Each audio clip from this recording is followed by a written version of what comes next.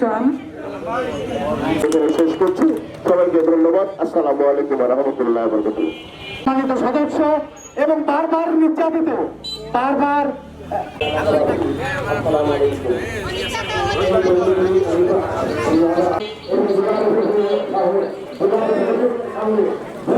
তাদেরকে নিয়ে জেলা প্রশাসকের সঙ্গে দেখা করে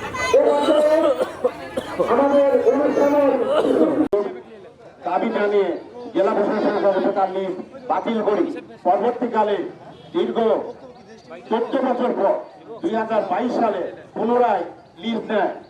লিস্ট দিয়ে আবারও সেই এখানে উন্নয়নের কাজ আরম্ভ করে, বাড়িঘর করা আরম্ভ করে।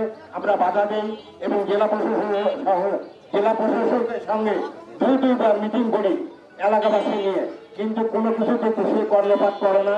আওয়ামী লীগের সহযোগিতায়, শিমুলের সহযোগিতায় এবং শেষকালে যখন এখানে নির্মাণ কাজ আরম্ভ করে আওয়ামী লীগের গুন্ডা সুন্দা নিয়ে এসে আমাদের বুক চড়াও হয় এবং এই নির্মাণ কাজ সম্পূর্ণ করে।